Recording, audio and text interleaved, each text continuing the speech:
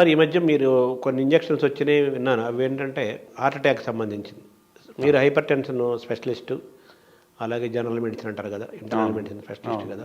మామూలుగా ఒకసారి ఈ హార్ట్ అటాక్స్ వచ్చిన తర్వాత కొంతమందికి ఏమో స్టెంట్లు వేస్తారు, కొంతమందికి యాంజియోప్లాస్టీ వేస్తారు, కొంతకేమో ఓపెన్ హార్ట్ బైపాస్ చేస్తారు కదా.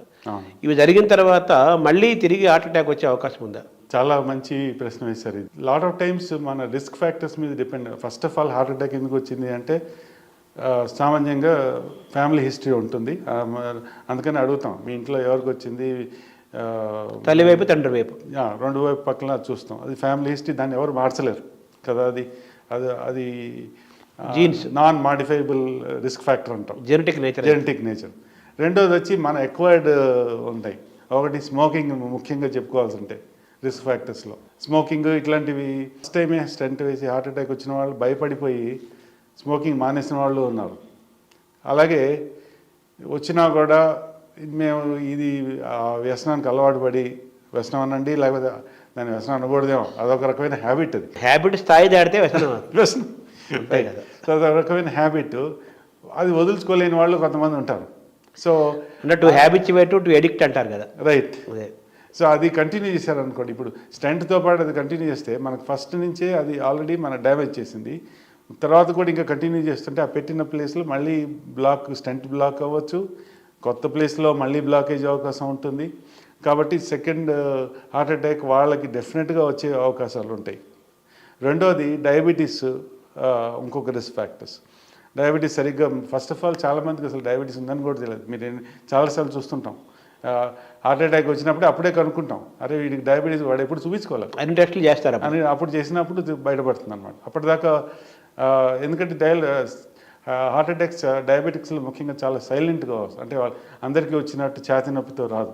సో దానికి సంబంధించి కంట్రోల్, ఒకవేళ స్టెంట్ వేసిన తర్వాత వాళ్ళు మళ్ళీ diet control lifestyle changes చేసుకోలేదండి, అదొక రీజన్ మళ్ళీ సెకండ్ టైం హార్ట్ అటాక్ రావడానికి. మూడోది హై బ్లడ్ ప్రెషర్ అనండి, లేకపోతే సైలెంట్ కిల్లర్ అంటాం, అగైన్ హై బ్లడ్ ప్రెషర్ కూడా. దానివల్ల ఎక్కువ స్ట్రోక్ వచ్చే అవకాశాలు ఉంటాయి, హార్ట్ అటాక్ కూడా రావచ్చు. సో బ్లడ్ ప్రెషర్ అనేది ముఖ్యం కంట్రోల్ చేసుకోవడం. అగైన్ మళ్ళీ సేమ్ లైఫ్ స్టైల్, డైట్ ఇవన్నీ చేయకపోతే అలాంటి వాళ్ళకి ఈ అవకాశాలు సెకండ్ టైం మళ్ళీ వచ్చే అవకాశం ఉంటుంది.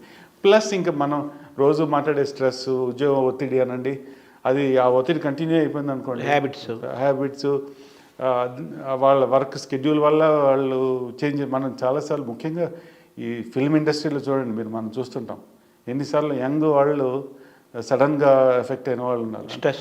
స్ట్రెస్ తర్వాత వాళ్ళ అవర్స్ కూడా చాలా అవర్స్ ఇర్రెగ్యులర్గా పనిచేస్తుంటారు, ఎక్సెసివ్ అవర్స్ పనిచేస్తుంటారు, వాళ్ళ ఆరోగ్యం పట్టించుకోకుండా చేస్తుంటారు. అలాగే మిగతా ఫీల్డ్స్, ఇది ఒక ఫిల్మ్ ఇండస్ట్రీ ఎందుకంటే మన మీడియా కూడా అంతే ఉంటుంది. మీడియా అనండి, మిగతా ఈ ఫిల్మ్ ఇండస్ట్రీ ఎందుకన్నా అంటే గ్లేరింగ్ మనకు అందరం చూస్తుంటాం కదా.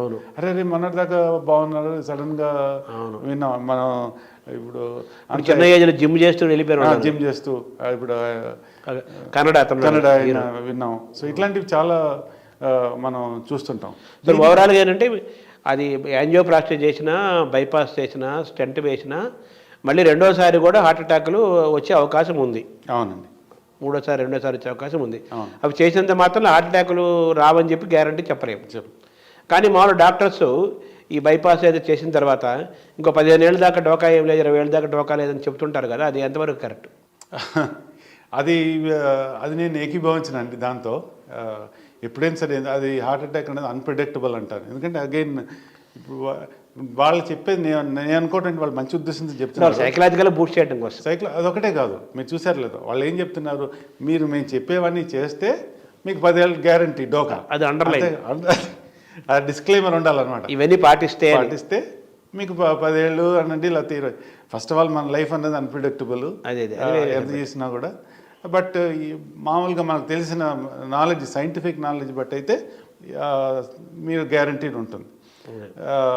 రెండోది మీరు అడిగిందని, ఇప్పుడు ఈ హార్ట్ అటాక్ స్టాటిన్స్ అన్న మందులు మనం సామాన్యంగా ప్రతి వాళ్ళకి, ఇప్పుడు డయాబెటీస్ అంటే అందరికీ స్టాటిన్స్ అన్నవి ప్రివెంట్ చేస్తాయి హార్ట్ అటాక్స్, అందుకని రికమెండ్ చేస్తూ వచ్చారు. అది సామాన్యంగా పెడతాం, కానీ దానికి కూడా సైడ్ ఎఫెక్ట్స్ చాలా ఉన్నాయి. సో ఇప్పుడు కొత్తగా ఇంజెక్షన్స్ వచ్చాయన్నారు కదా, రైట్. ఇప్పుడు హార్ట్ అటాక్ సంబంధించి, కొలెస్ట్రాల్ ప్రివెంట్ చేయడానికి ఇప్పుడు ఒకటి, ఈ మందులు వేసుకోలేని వాళ్ళకి ఇంజెక్షన్స్ వాడచ్చు, హార్ట్ అటాక్ వచ్చిన వాళ్ళకి. అంటే ప్రైమరీ ప్రివెన్షన్కి ఇది ఇంకా ఓన్లీ హైపర్ కొలెస్ట్రాలిమియా పేషెంట్స్ అంటాం. అంటే ఏంటి, జెనెటిక్.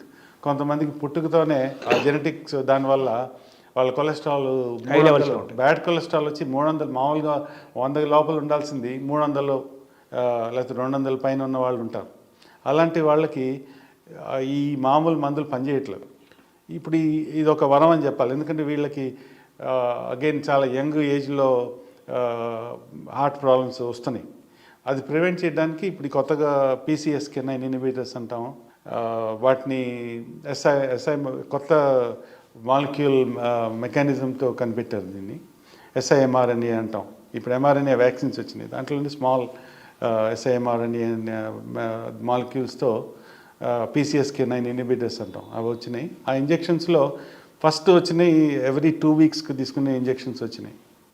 అది కొలెస్ట్రాల్ మీకు చాలా డ్రామాటిక్గా తగ్గిస్తుంది. కాకపోతే మనం దీనివల్ల మరి హార్ట్ అటాక్ తగ్గుతుందా లేదా అనేది దానికి వాళ్ళు స్టడీస్ చేసి ప్రైమరీ ప్రివెన్షన్ కాదు కానీ సెకండరీ ప్రివెన్షన్కి అప్రూవ్ చేశారు. అలాగే ఈ కొలెస్ట్రాల్ ఎప్పుడైతే జెనెటిక్ ఉన్న వాళ్ళకి మాత్రం అమెరికాలో అప్రూవ్ చేశారు. సో ఈ కొత్తగా వచ్చిన ఇంజెక్షన్స్ కొలెస్ట్రాల్ మీద వర్క్ చేస్తాయి. రైట్. ఒకటేమో జెనెటిక్గా హై కొలెస్ట్రాల్తో ఉండే వాళ్ళకి భవిష్యత్తులో హార్ట్ అటాక్స్ రాకుండా కొలెస్ట్రాల్ తగ్గించడం కోసం ఉపయోగపడతాయి. సెకండ్ ఏమో ఆల్రెడీ యాంజియోప్లాస్టీ లేకపోతే స్టెంట్స్ వేసుకునే వాళ్ళు లేకపోతే బైపాస్ చేసుకునే వాళ్ళకి ఇంకోసారి మళ్ళీ హార్ట్ అటాక్స్ రాకుండా ఉండడం కోసం కొలెస్ట్రాల్, ఇక్కడ ఆర్టరీస్లో కొలెస్ట్రాల్ని కంట్రోల్ తగ్గించడం కోసం ఈ ఇంజెక్షన్స్ ఉపయోగపడతాయి. పర్ఫెక్ట్, బాగా చెప్పారు. ప్లస్ ఈ స్టాటిన్స్ ఎవరైతే వేసుకోలేని వాళ్ళు ఉంటారు, ఇది వేసుకొని సైడ్ ఎఫెక్ట్స్ వచ్చిన వాళ్ళు ఉంటారు. రెండోది వేసుకున్నా కూడా హార్ట్ అటాక్ వచ్చిన వాళ్ళు ఉంటారు. అలాంటి వాళ్ళకి మరి ఏం చేయాలి?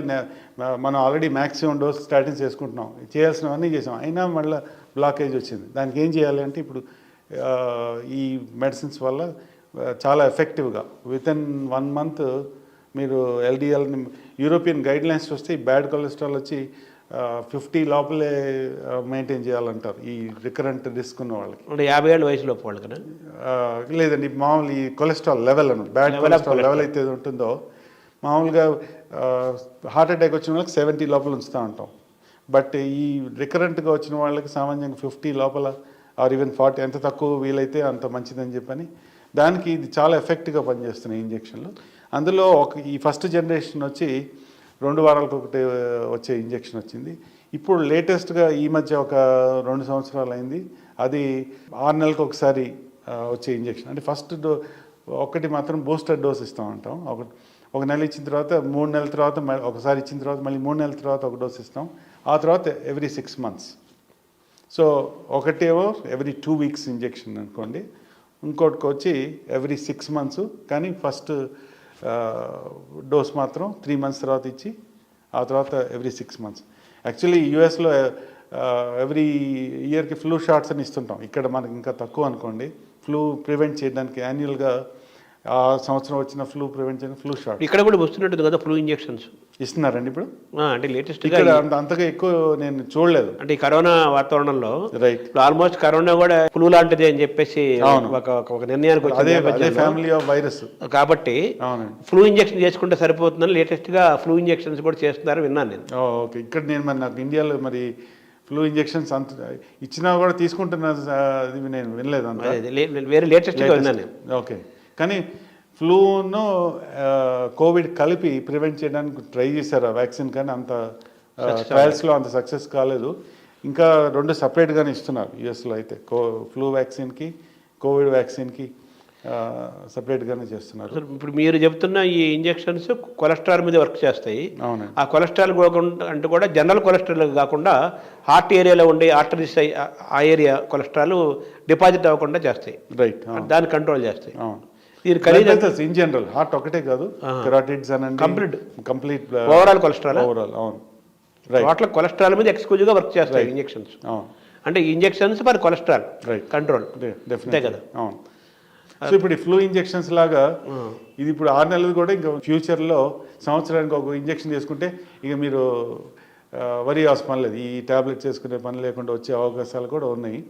కానీ ఇది ప్రైమరీ ప్రివెన్షన్కి ఎంత అన్నది ఇంకా ఇవి స్టడీస్ అవుతున్నాయి. సో ఈ ఇంజక్షన్ కాస్ట్ ఎంత ఉంటాయండి ఇవి? ఇది సంవత్సరానికి 4 lakhs. 4 lakhs per annum. అదే కాస్ట్లీ అది. అవును. కానీ ఇక్కడ కూడా ఇప్పుడు ఇస్తున్నారు ఆ ఇంజెక్షన్. నాకు తెలిసిన వాళ్ళు కూడా నేను ఇక్కడ డాక్టర్స్ ప్రిస్క్రైబ్ చేయడం చూశాను. ఇక్కడ 10,000కి వచ్చినట్టుంది. ఇప్పుడు నేను అనుకోవడం 10,000 15,000 అన్నట్టున్నారు ఒక ఇంజెక్షన్. ఎవ్రీ 2 weeks తీసుకునేది, ఎవ్రీ 6 months తీసుకునేది $10,000 అన్నట్టు. అక్కడ యూఎస్లో అయితే $10,000. $10,000 అంటే 8 lakhs. అవునండి, 8 lakhs. సో 16 లక్షలు సంవత్సరానికి. అదే యావరేజ్ 80 రూపీస్ ఉంది కదా మనం రూపీ కరెన్సీలో. అవును, average. Right. Ups and downs అవుతుంటాయి, బట్ యావరేజ్ 80 రూపీస్ చేస్తే. అవును. సో ఇది కూడా ఖరీదైన వ్యవహారమే. అవును. ఇవన్నీ ఇండియాకి రాలేదంటారా? ఇండియాలో మరి ప్రస్తుతానికి ఇంపోర్ట్ చేస్తున్నారని విన్నాను. ఓకే. బట్ ఇది కూడా, ఈ టెక్నాలజీ కూడా త్వరలో ఒకసారి ఇక్కడికి వచ్చిందంటే కాస్ట్ ఆటోమేటిక్గా తగ్గే అవకాశాలు చాలా ఉన్నాయి. మన దగ్గరికి ఏది వచ్చినా మ్యానుఫ్యాక్చరింగ్ ఇండియాలో ముఖ్యంగా మొదలు పెట్టామంటే ఐ థింక్ ద కాస్ట్ తగ్గిపోయే అవకాశాలు చాలా ఉన్నాయి. మన పర్చేజింగ్ కెపాసిటీ తక్కువ కాబట్టి. రైట్. అవును. సో మన ఇండియాలో వచ్చిందంటే రేటు తగ్గిపోతుంది అర్థం. రైట్. తర్వాత ఇక్కడ కన్సంప్షన్ ఎక్కువ కాబట్టి వాళ్ళకు కూడా తక్కువ కాస్ట్కి ఇచ్చినా కూడా మార్జిన్ బెనిఫిట్ ఎక్కువ ఉంటుంది కాబట్టి అది కూడా తగ్గించే అవకాశాలు ఉంటాయని నేను అనుకుంటున్నాను. ఈ కొలెస్ట్రాల్ ఇంజెక్షన్ లైఫ్ లాంగ్ వాడాలా, లేకపోతే ఎలాగ ఇయర్లీ ఒక ఇయర్ వాడితే సరిపోతుంది? ప్రివెన్షన్కి ఇది ప్రస్తుతానికైతే లైఫ్ లాంగ్. హార్ట్ అటాక్ వచ్చిన వాళ్ళకైతే డెఫినెట్గా లైఫ్ లాంగ్ అండి. ఓహో. అలాగే ఇప్పుడు ఈ ప్రైమరీ కొలెస్ట్రాల్, హైపర్ కొలెస్ట్రాలమియా అన్నాం అంటే జెనెటిక్గా వచ్చే దానికి లైఫ్ లాంగ్ వాడటం అనేది శ్రేయస్కరం ఇప్పుడు మనకున్న నాలెడ్జ్ ప్రకారం. అంటే మీరు చెప్తున్నారు అది చూస్తే సంవత్సరానికి దాదాపు 8 lakhs అయిపోతుంది కదా కూడా. అవును. అక్కడ దీనికి కూడా ఇన్సూరెన్స్ ఉంటుందా? దీనికి కూడా ఇన్సూరెన్స్. ఇందాక మనం అనుకున్నట్టు $20కి ఇదే మందు కూడా అది $10,000 మెడిసిన్ అవ్వచ్చు.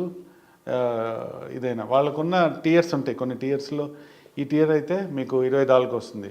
అది దాటితే కొంత పేషెంట్ పే చేయాలంటారు. అది $100 ఉండొచ్చు, 200. వాళ్ళ ఇన్సూరెన్స్ బట్టి ఉంటుంది అనమాట. సో కాబట్టి వాళ్ళకి అమెరికాలో, యూరోప్లో కూడా కదా ఇన్సూరెన్స్. యూరోప్లో కూడా. అమెరికా, యూరోప్లో ఇన్సూరెన్స్ అనేది ఎక్కువ ఉండటం వల్ల ఇవి మ్యాక్సిమం ఇన్సూరెన్స్ కవర్ చేస్తుంది కాబట్టి చాలా నామినల్ రేట్లకే పేషెంట్లకి ఇవన్నీ అందుతున్నాయి. రైట్. సో కాబట్టి వాళ్ళకి చాలా very much available and affordable. So ఇవి కూడా ఇండియాకి రావాలి definitely. Okay sir, thank you sir. You welcome.